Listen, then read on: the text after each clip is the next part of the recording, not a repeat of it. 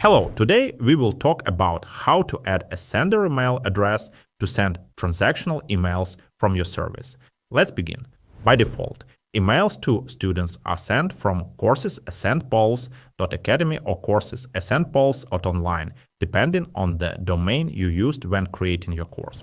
During studying, students receive transactional emails such as invitations to register, login credentials for their personal account, reminders about the course start, etc. Therefore, to use your own email address for communicating with students, you'll need to complete the following steps.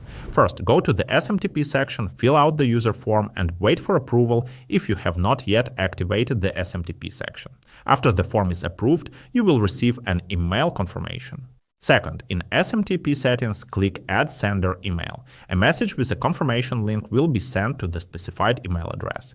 After confirmation, the new email address will appear in the list of available domains. Finally, in the relevant course, go to Settings. In the SMTP sender email address, select the desired address and save your changes. That's it. Your sender address is now set up and ready to use.